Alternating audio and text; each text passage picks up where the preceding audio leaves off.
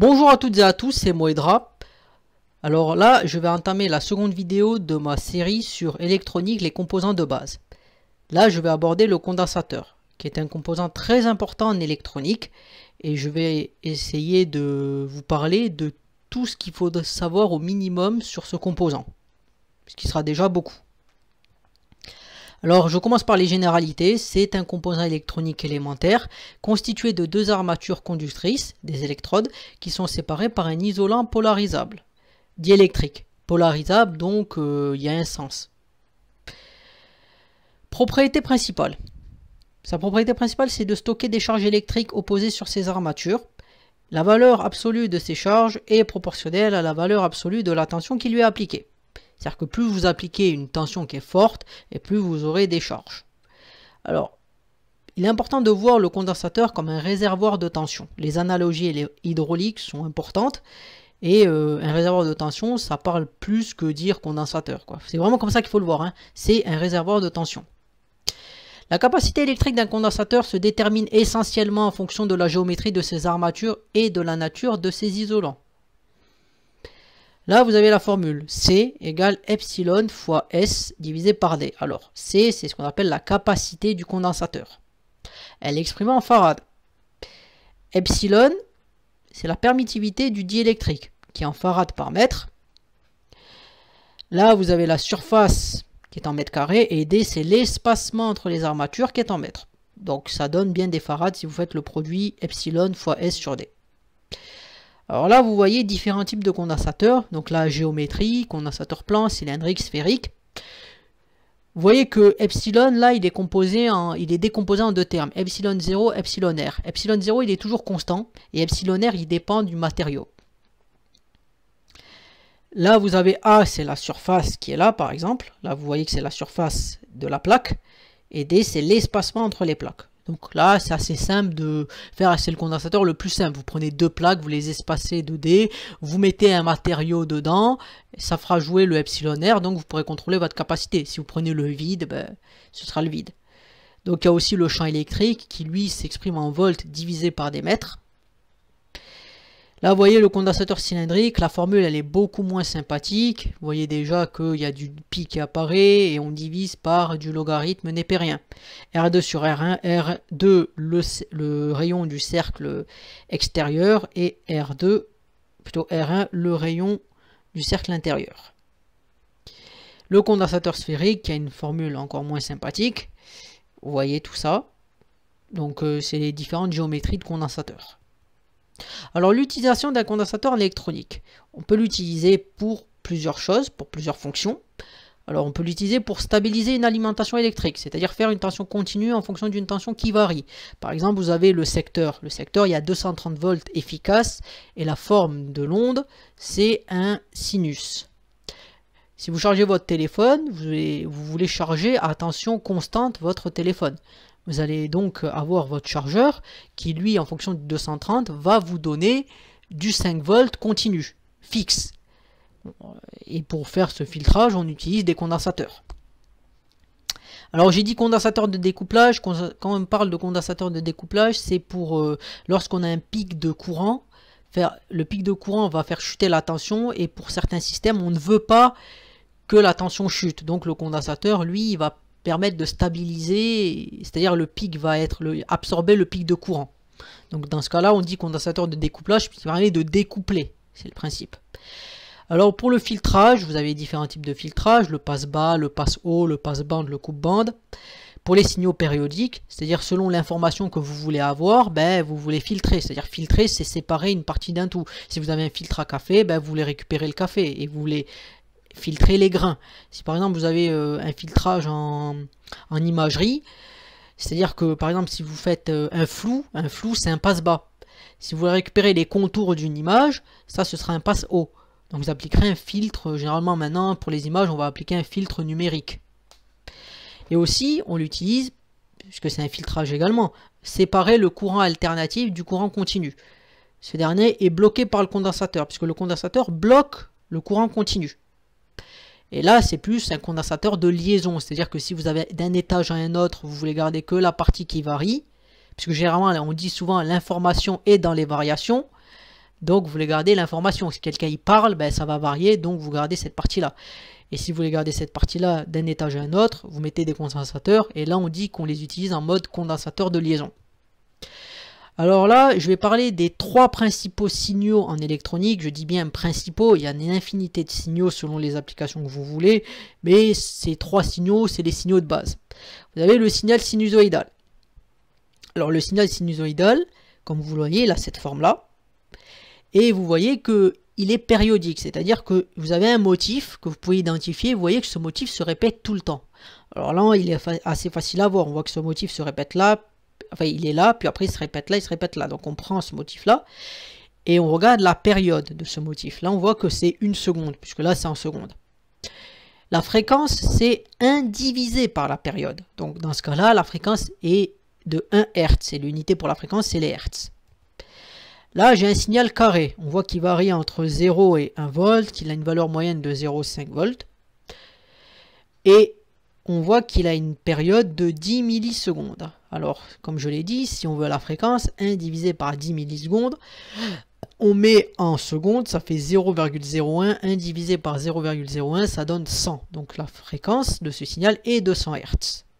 Vous voyez ici, le signal triangulaire. On voit qu'il varie de 0 à 2 en tension.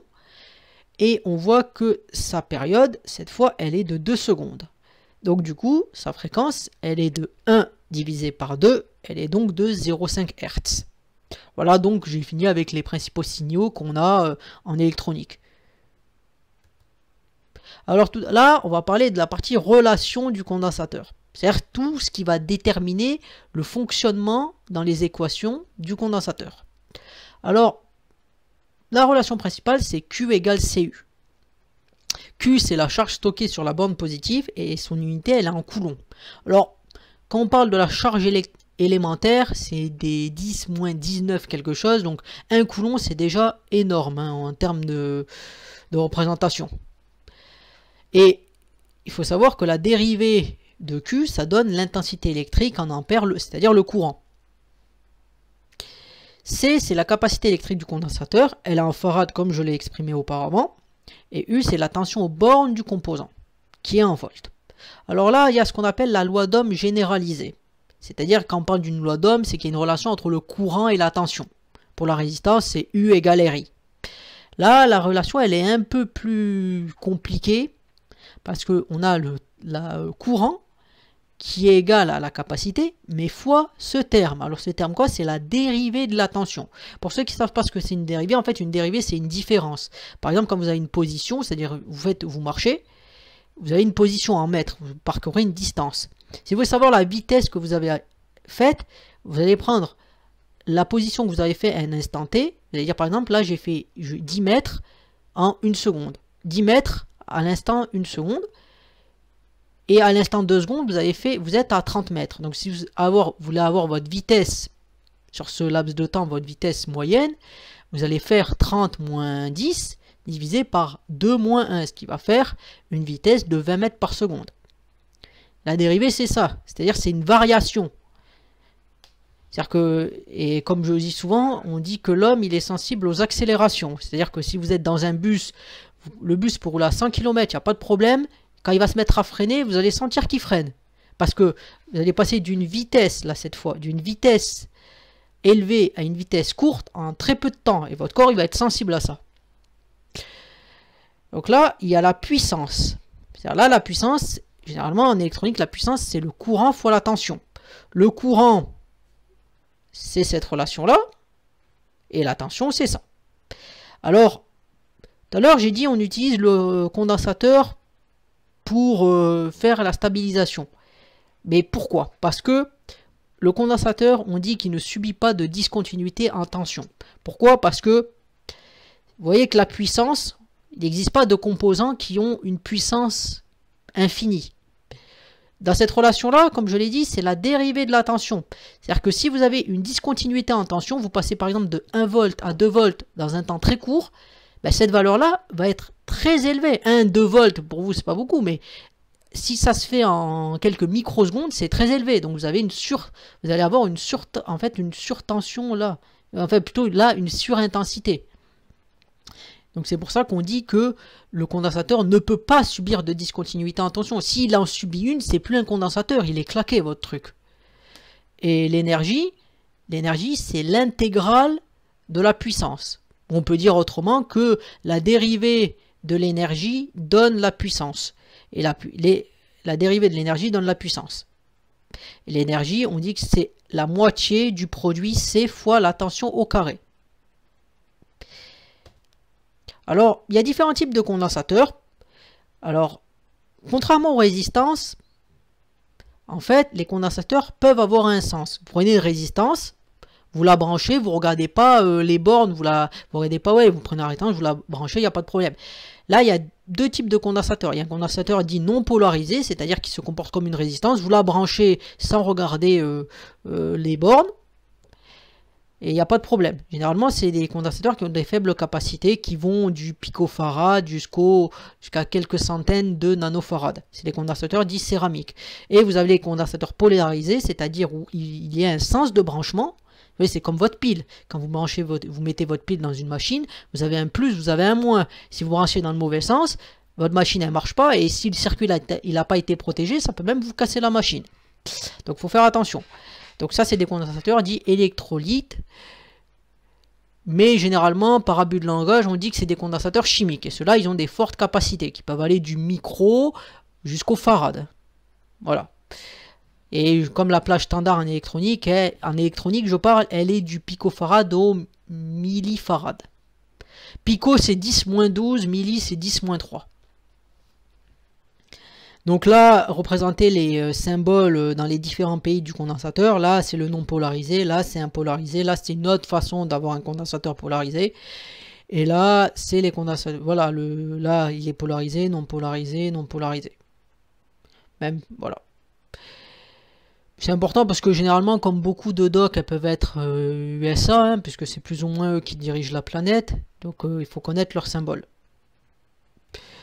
Alors, à gauche, vous avez un condensateur chimique et à droite, céramique. Vous voyez que le condensateur chimique, là, il a une capacité de 2200 microfarads, ce qui est très élevé. Et là, il y a une tension. Alors ça, c'est la tension dite de claquage. C'est-à-dire que si vous mettez une tension qui est supérieure à celle-là, vous pouvez détruire votre condensateur. D'ailleurs, c'est pas vous pouvez, c'est vous allez le détruire. Et vous remarquez que comme j'ai dit qu'il était polarisé, ben, il y a un moyen de distinguer. Généralement, on a deux broches, on a l'anode et la cathode. Alors comment se rappeler que l'une est le plus et l'autre est le moins? Alors cathode courte, c'est ce qu'il faut retenir, cathode courte. Donc ça c'est la cathode et ça c'est l'anode. Là c'est le condensateur, un condensateur céramique. 1 kV et vous remarquez que plus le condensateur est petit et plus la tension de claquage est élevée. Parce que vous avez Q égale CU. En fait. Donc, vous avez la capacité, le produit CU qui donne une constante. Donc, on peut comprendre que si on veut avoir, une capacité élevée, ben, on aura une tension qui est plus faible. C'est-à-dire une tension de claquage plus élevée. Donc, on ne pourra pas travailler avec des tensions qui sont très élevées. C'est ce qu'il faut bien comprendre. Alors tout d'abord là je montre, l'objectif est de montrer un schéma classique. Là c'est ce qu'on appelle un passe, là il est en mode passe bas si on récupère une tension là. Mais c'est de montrer le fonctionnement général, puisque un condensateur on le charge, il faut bien le charger pour obtenir la tension à ses bornes. Puisque l'objectif s'il sert de réservoir c'est qu'il va garder une tension, mais il va peut-être pas la garder longtemps, et si on veut contrôler sa charge, ben, il faut qu'on mette une résistance. Alors généralement il y a ce qu'on appelle les règles d'interconnexion des sources, c'est-à-dire qu'on ne connecte jamais deux sources de tension entre elles, d'où la résistance, même si des fois la résistance, bon, on peut ne pas la mettre. Mais la résistance, ça permet de contrôler, si vous voulez, comment le débit, c'est le but. Donc si on fait la loi des mailles de ce circuit, qui est tout simple, on trouve que on a RI plus UC qui donne la tension qui est là. Alors la tension, là l'expression, bon si je la réécris avec pour faire apparaître la tension qui est aux bornes du condensateur, on voit qu'on a le produit RC multiplié par la dérivée de la tension plus la tension qui est égale à une tension. Jusque là ça va. Le produit RC, étant donné que puisque ça c'est dt, donc on comprend que le produit RC il est analogue à des secondes, à un temps. C'est ce qu'on appelle généralement le produit RC, on l'appelle la constante de temps. C'est-à-dire que c'est lui qui va donner comment le condensateur se charge à peu près. Alors, cette formule-là, U là, bon, c'est vrai que quand on met en majuscule, généralement, on dit que c'est continu, mais cette formule-là, elle est valable, c'est de la formule générale. Elle est valable, c'est pas un cas particulier. U, il peut être variable, U, ça peut être un carré, ça peut être un sinus, ça peut être un triangle, ça peut être une gaussienne, ça peut être ce que vous voulez, la formule, c'est toujours la même. Et en fonction des cas particuliers, ben, on aura une valeur de UC qui est particulière. Alors là, il va paraître intéressant de montrer comment la tension aux bornes d'un condensateur lorsqu'on le charge à tension constante, c'est-à-dire où U est une valeur fixe. Alors, comme on voit sur les diapos, la diapo précédente, vous voyez que R fait 10 kg et là le condensateur fait 1 micro. Donc si vous faites le produit des deux, vous obtenez 0,01. Vous obtenez 10 millisecondes. Ce qui est là. Et en fait, vous voyez qu'il y a des valeurs particulières. En fait, vous voyez que le condensateur, il prend un certain temps pour se charger. Et comme vous avez vu la relation avec I, ben, si I varie, puisque le condensateur se charge, la différence de potentiel entre les deux diminue, donc le courant diminue, donc il prend plus de temps pour se charger. Et là, on voit bien que ça forme une fonction. On voit que le truc ne se charge pas instantanément. Alors il y a des valeurs, ce qu'on appelle des valeurs caractéristiques. On voit que pour 0,01, c'est-à-dire la constante de temps, on est chargé à ce qu'on appelle le 63%. C'est une valeur à retenir. Donc si vous voulez savoir la constante de temps d'un circuit RC, eh bien vous regardez à 63% la valeur temporelle. C'est-à-dire que là vous avez 0,63, hop, ça correspond à 0,01 qui est le produit RC. Là, on a 0,95, ça correspond à 3 RC, donc à 3 taux. Et là, à 5, on a 99%. Donc en fait, on dit que à taux, le condensateur est chargé à 63%, à 3 taux, il est chargé à 95%, et à 5 taux, il est chargé à 99%. De même pour la décharge, on voit que si on décharge le condensateur, c'est-à-dire que si maintenant il n'y a plus la tension fixe, ben, le condensateur il va se décharger. Là, il y a un courant qui va passer, le courant il va se décharger dans la résistance. Donc de même, on voit qu'on a un schéma, et que là c'est un schéma de décharge. C'est-à-dire qu'on était à 1 volt et on va passer à 0 volt au final. Et on voit que finalement, là la décharge, on est déchargé à 63% à taux, ce qui est logique. Et il nous reste plus que 5% à 3 taux. Jusque là, il n'y a pas de problème. Alors, s'il y a une chose qu'il faut retenir des schémas précédents où j'ai tracé la charge du condensateur à tension constante, c'est bien le concept de constante de temps. Alors, qu'est-ce que c'est? Ça traduit le fait que le condensateur se charge plus ou moins vite. Elle s'appelle taux et on la nomme, généralement on la nomme taux et elle est égale au produit R fois C. Ce qu'il faut bien comprendre, c'est que c'est cette caractéristique qui fait le condensateur dans un circuit. C'est-à-dire que si vous voulez faire du filtrage, ou si vous voulez charger ou garder une information plus ou moins longtemps, c'est vraiment sur ce paramètre qu'il faut jouer. Il est déterminant. Et on considère que généralement, pour que le circuit soit chargé, le condensateur soit chargé à 99%, donc quasiment 100%, on considère qu'il faut 5 fois cette constante de temps. Donc, c'est ce qu'il faut retenir des schémas précédents. Alors, tout ça c'est bien beau, mais le condensateur en pratique, si vous le laissez, vous le chargez, vous le laissez sur une table, ben, il va se décharger finalement. Donc il a fallu modéliser ce comportement, ce qu'on appelle dans le modèle du condensateur réel. Alors, le condensateur réel, c'est ça, c'est-à-dire vous avez toujours la capacité, vous avez une résistance RP qui en fait, cette résistance est responsable du déchargement du condensateur dans le temps. C'est-à-dire que si vous avez que le condensateur, vous laissez à l'air libre, il passe pas. Mais là, le condensateur, hop, il a le choix entre passer avec une résistance infinie ou passer là, et il passera là, et il va un peu se décharger. Donc il va y avoir ce qu'on appelle une fuite de courant. Donc c'est pour ça que cette résistance RP, c'est ce qu'on appelle la résistance de fuite, de leak resistance en anglais, leak resistance. RS, c'est la résistance des connexions, c'est elle modélise la perte de puissance quand le condensateur se charge ou se décharge. En fait, c'est l'effet Joule, c'est-à-dire ça traduit le fait que ce composant-là, il chauffe. Et en anglais, on appelle ça l'ESR, c'est-à-dire Equivalent Series Resistance. Et LS, ben, c'est une bobine qui modélisera les comportements dans les domaines des hyperfréquences. Alors, si on parle d'hyperfréquence, généralement, le terme pour les hyperfréquences, généralement, c'est pour les fréquences qui sont supérieures à 100 mégas. Certains ils diront quand on a un GBF, le GBF c'est pour des fréquences qui sont inférieures à 20 mégas, c'est-à-dire GBF c'est un générateur basse fréquence. Donc si on commence à travailler avec des fréquences élevées, ben, il y a des phénomènes qu'on peut plus négliger, quoi.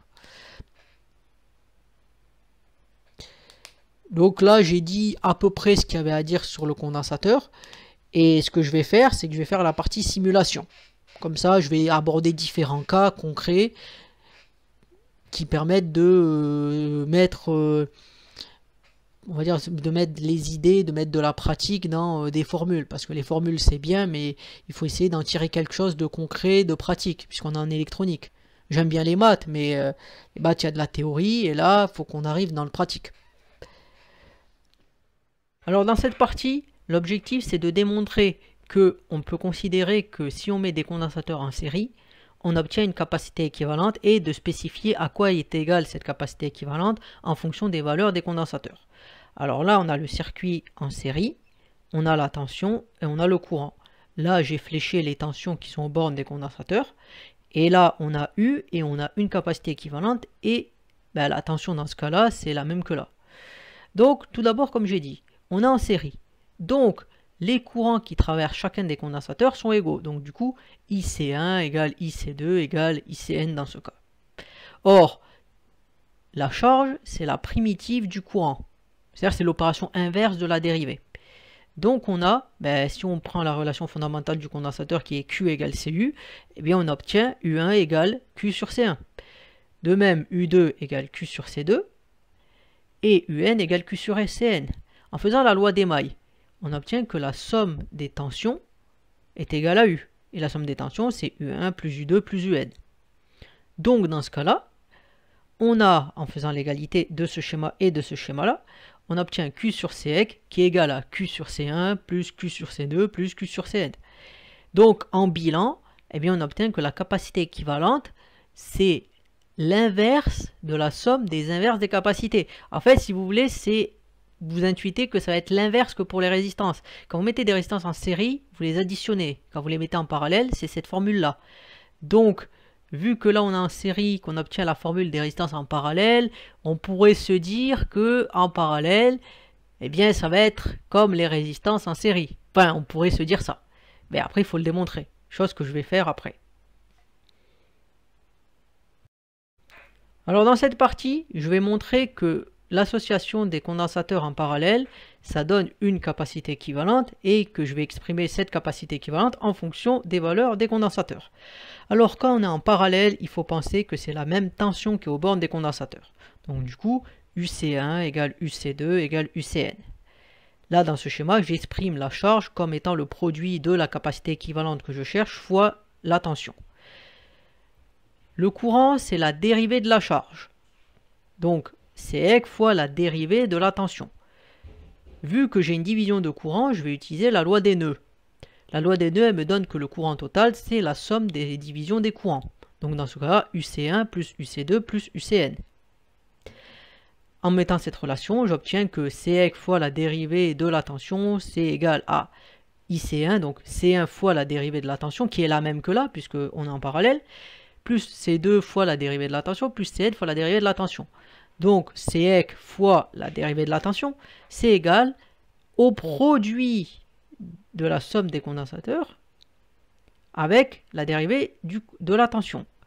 Donc, le bilan qu'on peut effectuer et qu'on avait intuité à la vidéo précédente, plutôt à la partie précédente, c'est que la capacité équivalente, quand les condensateurs sont en parallèle, c'est la somme des condensateurs.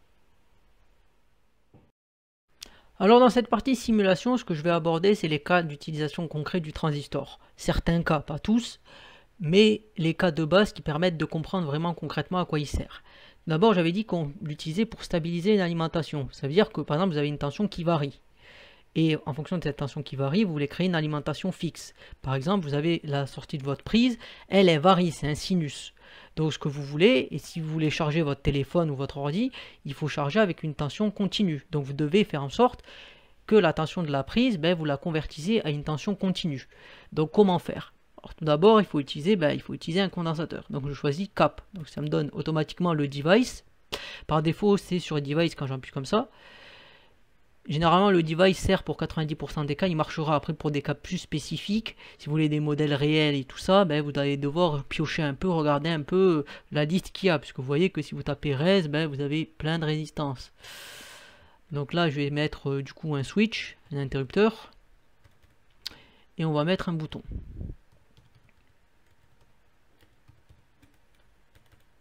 Donc je vais commencer à faire le schéma. Alors si je prends du temps pour le faire, je l'accélérerai puisque l'objectif c'est quand même de concrètement parler du schéma. Alors je mets un switch là, je mets une résistance là, je vais mettre un signal carré, mais un signal rectangulaire variable, mais avec un sinus ce serait la même chose. Donc là je vais mettre la résistance et je mets le condensateur. Et il faut mettre la masse.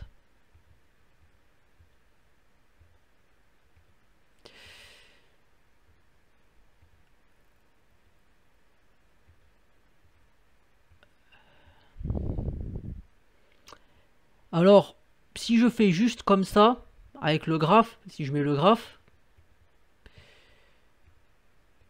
et en mettant la tension comme ça.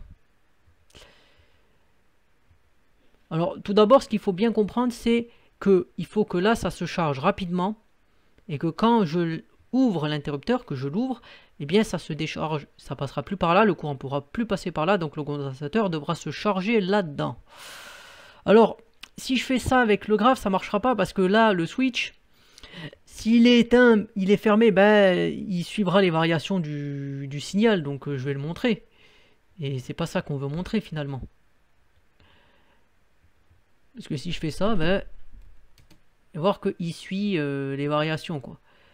Et là, bon, là c'est inférieur parce qu'en fait, il faut que les résistances, elles soient pas du même ordre du tout. Là, par exemple, on veut une résistance qui est très petite.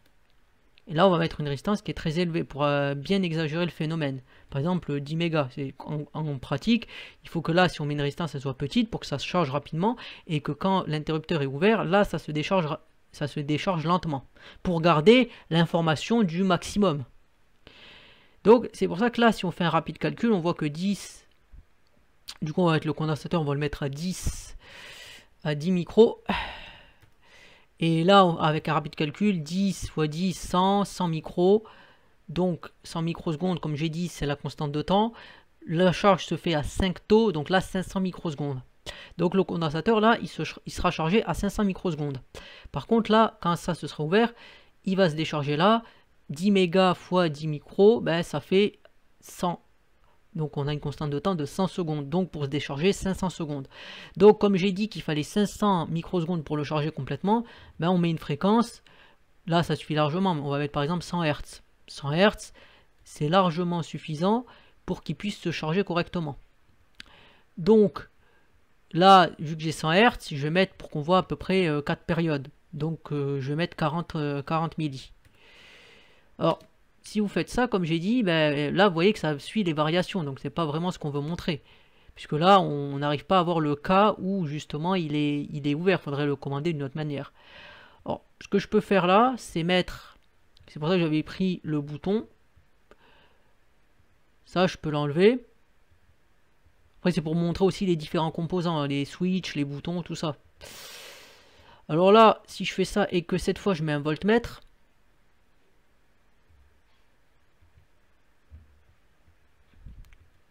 non, là j'ai pris un ampèremètre. Je vais prendre un voltmètre.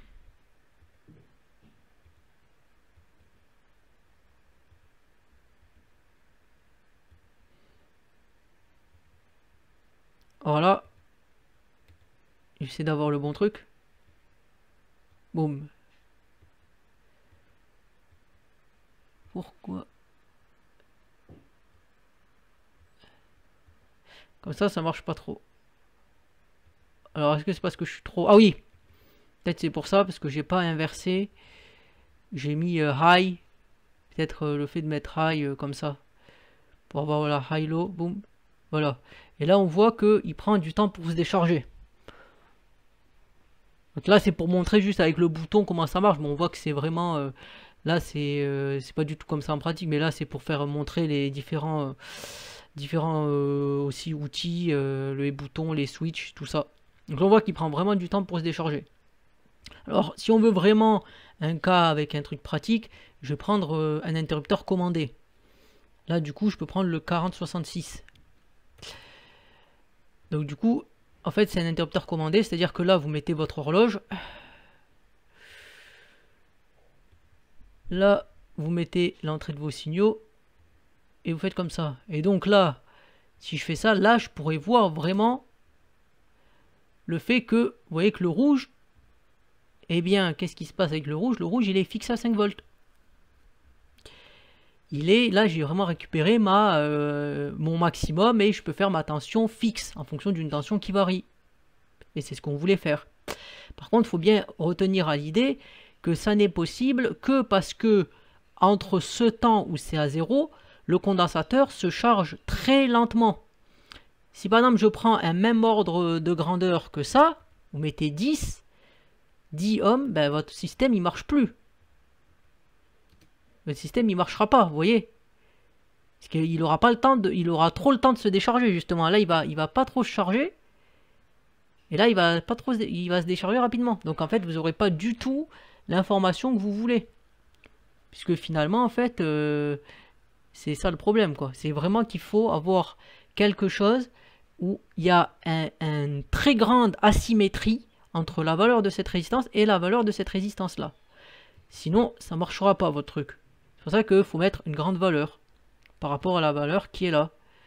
Par exemple là si vous faites ça, ben, vous voyez que là ça fluctue, là ça a un peu le temps de se décharger. Tic tic. Et c'est ça le truc quoi. Et aussi là dans ce cas là ça fait comme un pont diviseur. C'est pour ça que on n'a pas vraiment 5 volts là.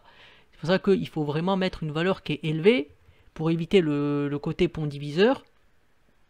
Mais aussi pour que la résistance là n'ait pas le temps de se décharger, que le condensateur n'ait pas le temps de se décharger pendant le laps de temps où justement où il n'y a plus de signal là. C'est-à-dire que là comme c'est un interrupteur commandé, ce qui se passe c'est que quand il est à 0, eh bien là le circuit est ouvert, le courant ne peut passer que par cette résistance là. D'où le fait qu'il faut qu'elle soit élevée pour permettre de garder l'information de tension max et donc d'avoir une tension stabilisée. Boum, là vous êtes stabilisé. Donc c'est ça qu'il faut retenir. Hein. Alors de façon rapide, je vais montrer ce qui se passe si on utilise ce composant pour essayer d'avoir l'alimentation fixe si on a un sinus. Alors je vais mettre la période, la fréquence du secteur, donc 50 Hz. Et là du coup, si on regarde comment ça se présente, alors là on voit qu'on a un fort décalage entre les deux signaux, puisque l'objectif c'est quand même qu'ils soient déjà superposés, le bleu et le rouge. Donc là, ça c'est dû au filtrage. En fait, là, on a une valeur de condensateur qui filtre beaucoup. Donc, ce qui fait qu'on a une différentielle de tension là. Et aussi, ça va jouer sur le fait que ça se rapproche. Les deux sont liés. Donc là, je vais mettre du coup 1 microfarad. Alors là, on voit que maintenant, ils sont bien superposés, qu'ils sont aussi pas trop décalés. Mais on aimerait bien, en fait, que ça soit à ce moment-là que ça passe à 0. Donc en faisant rapidement une analyse, on voit que la période, elle est là, et que là on a un rapport 1/4. Donc du coup, comme là en fait c'est une tension d'horloge, enfin c'est une fréquence d'horloge, mais également où le rapport haut et bas, il est de 50%, c'est-à-dire qu'on est 50% haut, 50% bas. Donc là je vais utiliser un autre signal qu'on appelle le pulse. Alors déjà il faut spécifier 5 volts pour alimenter le composant. Et là du coup je vais mettre 25%. Et là, du coup, je vais mettre 50 Hz. Et là, en faisant ça, en fait, on voit que on est là. Bon, là, on a ce qu'on veut, mais à ce moment-là, hop, le système repasse à 5, donc il ferme le circuit et boum, là, ça fait comme ça. Et ça, c'est un truc qu'on veut pas. Donc, c'est pas de cette manière-là qu'il faut utiliser c'est pas de cette manière-là, en fait, qu'on va permettre d'avoir une alimentation fixe si on a un sinus. Il y a un composant qu'on utilise, je ferai un cours dessus, et à ce moment-là, je reviendrai sur cette fonction-là. Donc, déjà, là, c'est pour tout, j'ai montré pour le carré, donc alimentation fixe en fonction d'une alimentation qui varie. Alors du coup, dans cette partie, ce que je vais faire, c'est que je vais aborder la fonction filtrage qu'on fait grâce au condensateur. Si vous voulez, un filtrage, par définition, c'est séparer une partie d'un tout. Par exemple, votre oreille, c'est un filtre naturel. Il garde les fréquences qui sont inférieures à 20 kHz et les autres fréquences, il les supprime.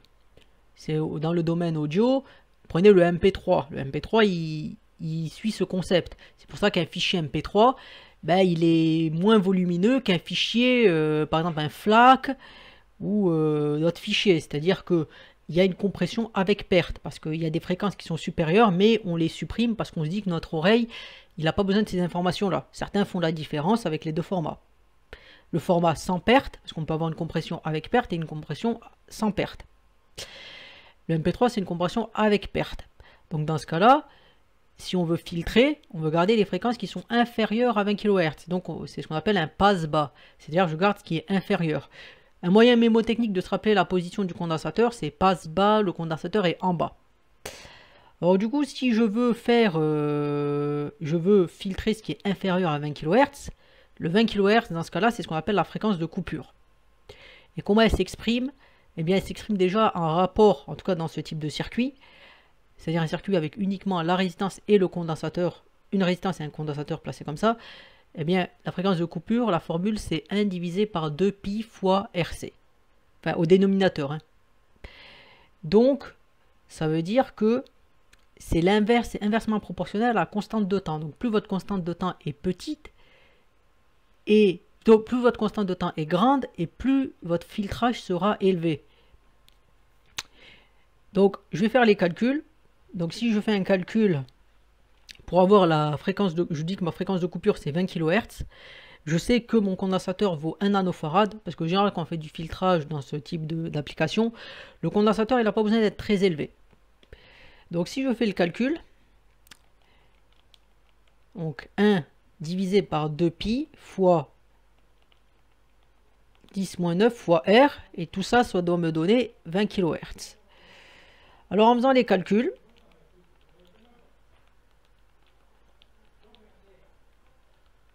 on trouve une résistance qui fait 7958 ohms. Alors cette valeur-là, vous ne l'avez pas en magasin. Donc, ben, vous allez devoir faire un choix. C'est-à-dire que je vais prendre une série, je vous ai présenté la série E12 lors de la vidéo sur la résistance. Là, je vais prendre une série plus restrictive, qui est la série E96. Alors, pour la valeur qu'on a, on a une résistance qui peut faire 7870 ou une résistance qui peut faire 8060 ohms. Alors, on va être optimiste. Et on va se dire que notre oreille, elle est bonne. Donc, qu'on peut aller jusqu'à 20 kHz. Donc, si je prends une résistance qui est donc plus petite, puisqu'on est inversement proportionnel à la constante de temps, donc je vais mettre 7870 ohms. Et si je fais le calcul maintenant avec cette... pour avoir ma vraie fréquence de coupure cette fois, si je fais le calcul,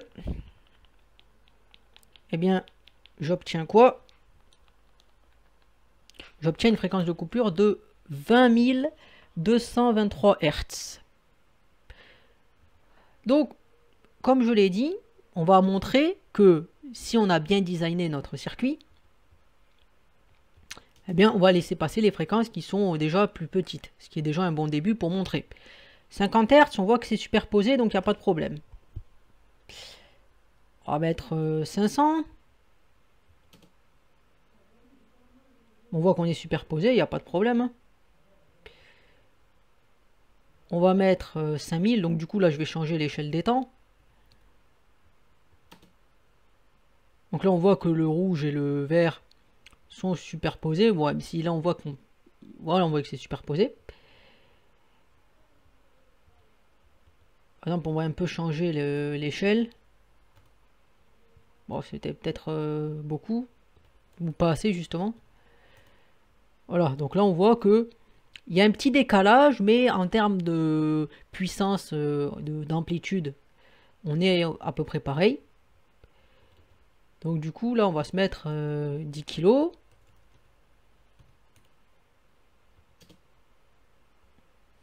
On voit qu'on est un peu plus décalé et là, on commence à baisser un peu.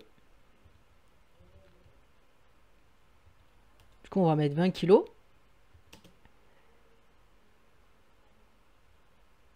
On voit que là, on a baissé. Et du coup, maintenant, par exemple, je vais mettre, on va commencer à mettre 50 kg. Alors, vous voyez que là, on commence à atténuer beaucoup.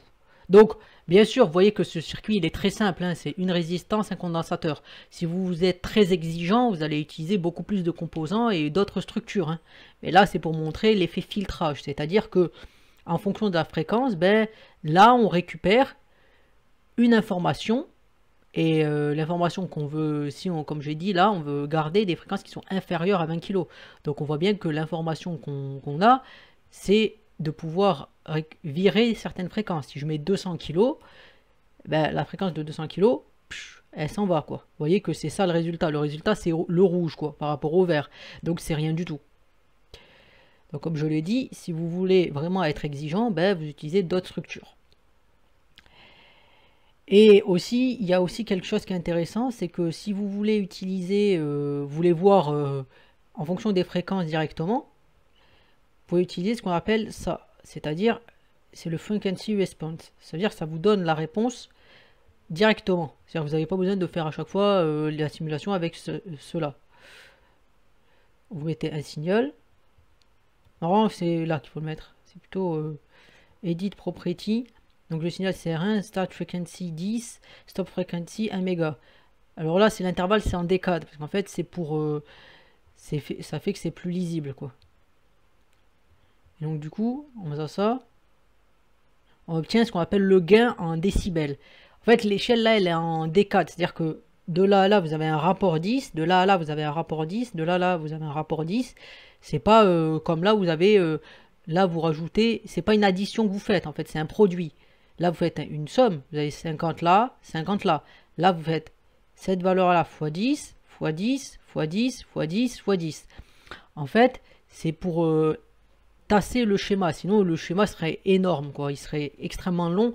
Et en plus, vous voyez que là, déjà, de 10 à 1 kg, on est quasiment partout pareil. Donc, le truc serait encore plus... Il serait dilaté, ce serait illisible, quoi. Alors que là, c'est vraiment pour représenter, finalement... un peu notre filtre. Donc on voit que si on a le gain, ben, c'est le... Alors en décibels, c'est le rapport. Donc on voit que ben, là, au début, on est à 0. Quoi. En fait, c'est la fonction logarithme que utilisée. Et le logarithme, si vous avez un rapport de 1, c'est-à-dire le rapport, c'est la sortie sur l'entrée. Vous voyez que quand on a des fréquences qui sont faibles, les deux signaux sont superposés. Donc le rapport vaut 1 et en décibels, ça donne 0 dB.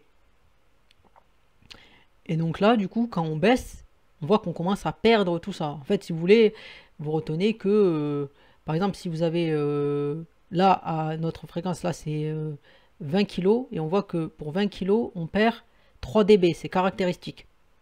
Et si quand on caractérise généralement un filtre, on le caractérise en un nombre de dB qu'on perd par décade à partir de la fréquence de coupure. C'est-à-dire que là, je suis là, et si je me place à 200 kg, ben on voit que j'ai perdu, que je suis à moins 20 dB. Donc généralement, en fait, on considère, là on avait le moins 3, on considère que c'est comme si on était ici et qu'on allait là. Donc là, on perd 20 dB par décade. Donc ça, c'est notre filtre. C'est notre réjection du filtre. Il fait 20 dB par décade à partir de la fréquence de coupure. 20 dB, c'est comme si tu divisais par 10 en fait. Donc en fait, c'est-à-dire qu'on divise à chaque fois par 10. Par exemple là, ben, du coup, si on était à 2 mégas, ben, on diviserait par rapport à là, on aurait divisé le signal par 100. Donc c'est ce qu'il faut retenir. C'est donc là ce qu'il faut retenir du filtre. C'est-à-dire séparer une partie d'un tout, garder l'information qu'on veut. C'est-à-dire que si j'ai envie de garder dans une gamme de fréquences, par exemple si je veux de 20 Hz à 1000 Hz, ben là c'est plus un passe-bande. Ça veut dire qu'il va laisser passer entre 20 et 1000 et après il faut qu'il atténue les fréquences. Un passe haut, ben, je veux garder une fréquence qui est supérieure à une certaine fréquence. C'est comme ça qu'il faut voir la notion de filtre en fait. Et le condensateur est nécessaire pour ce type de fonction. Dans le filtrage analogique en tout cas. Donc j'ai fini avec cette partie-là. Alors du coup maintenant ce que je vais montrer c'est le condensateur qui est utilisé pour justement supprimer la composante continue, c'est-à-dire séparer, comme je l'ai déjà dit, je l'avais dit dans la partie théorique, le condensateur il sert à séparer la partie continue et alternative. Dans cet exemple-là, on ne passe pas par le condensateur. Donc en fait, séparer la composante continue de l'alternative, c'est ni plus ni moins qu'un passe haut. Donc en fait, ce qu'on va faire, c'est qu'on va inverser, c'est-à-dire on va mettre le condensateur en haut.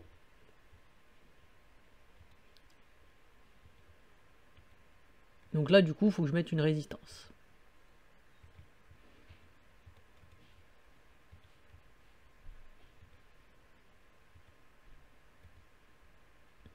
Voilà, du coup, la fréquence de coupure, bon, elle est à peu près de 20 kg, puisque 10 kg, c'est proche des 8 kg qu'on avait tout à l'heure.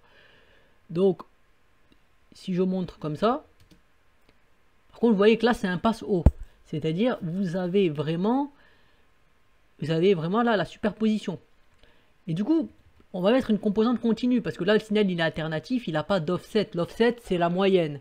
Alors que là, par exemple, j'ai envie de mettre mon offset qui vaut 5 volts.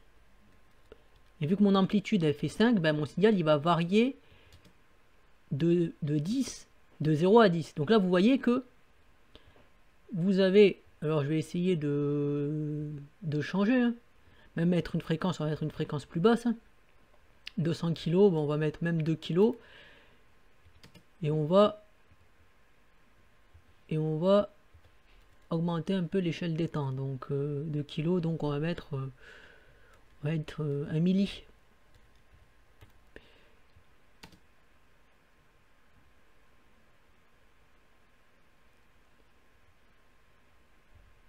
Alors du coup, là, qu'est-ce qu'on voit? On voit que comme la fréquence est faible, on a bien le passe haut, c'est-à-dire que là, c'est très bas. L'amplitude là est très bas, c'est-à-dire que certes, il n'y a plus de valeur, la valeur moyenne est enlevée, mais comme là, on est très faible, parce que rappelez-vous que j'avais dit que c'était 20 kg la fréquence de coupure, mais comme là, c'est un passe haut, c'est-à-dire qu'il faut que vous soyez supérieur à 20 kg pour que ça marche. Donc là, c'est pour ça qu'on a une très petite oscillation. Donc du coup, on va mettre 100 kg. Par exemple. Et là, 100 kg, vous allez voir que il n'y aura pas de problème, vous allez bien voir les trucs. Donc 100 kg, donc une période de 10 micros. Donc on va mettre 50 micros pour bien voir. Là, vous voyez que vous avez les deux signaux, ils sont pareils. Enfin, ils sont pareils en termes de... Je veux dire, en termes d'amplitude, les deux. Mais vous voyez que le rouge, il a plus de valeur moyenne. Si on regarde, là, la valeur moyenne, c'est 5. Vous voyez que là, on a autant en haut qu'en bas. Maintenant, vous prenez le signal vert, vous lui enlevez la valeur moyenne, vous obtenez le signal rouge. Donc on a bien, là, on voit bien que le condensateur, finalement, supprime la composante continue du signal et ne laisse passer que la composante alternative du vert. Puisqu'on peut décomposer le vert comme une partie alternative, le rouge, et une partie continue qui est la valeur moyenne.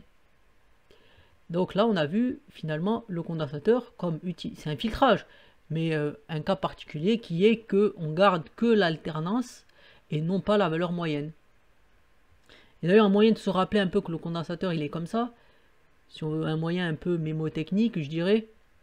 Enfin, c'est pas un moyen mémotechnique, c'est plutôt un moyen graphique. C'est-à-dire qu'en fait, si vous mettez une continue, vous arrivez comme ça, vous êtes bloqué par cette paroi-là. Alors que alternative, ça signifie varie, donc ça fait comme ça passe entre le condensateur et ça passe là. Donc en fait, c'est qu'il peut passer entre les trous. Mais s'il est continu, boum, il passe comme ça et ça le stoppe. C'est un moyen de se rappeler que finalement, le condensateur ne laisse passer que les variations et pas le continu. Parce qu'une fois qu'on est là, vous voyez qu'on n'a que l'alternatif, on n'a que ce qui varie. Donc là, du coup, ce sera, là, j'ai fini pour globalement les simulations de base et l'utilisation de base d'un condensateur. Si vous avez des questions à poser, des précisions à demander, n'hésitez pas à les poster en commentaire. Je fais ces vidéos, comme je dis, pour apprendre le domaine de l'électronique, puisque c'est pas un domaine qui est facile, hein. C'est un domaine très intéressant, mais c'est un domaine qui demande une attention, qui demande du travail. Donc si à ma manière, je peux apporter ma pierre à l'édifice et passionner des personnes qui veulent découvrir, eh bien c'est l'intérêt de ces vidéos et ça me fait très plaisir. Donc du coup, si vous avez aimé le contenu, laissez un pouce bleu, commentez et abonnez-vous, ça fait toujours plaisir. Donc en cette période de vacances malheureusement forcées, j'espère que vous trouvez des choses à faire. Et faut pas désespérer, hein, on va de manière devoir revenir d'une manière ou d'une autre à une vie normale au bout d'un moment, hein, c'est sûr. Donc c'était Moedra, à plus pour la prochaine vidéo et bye.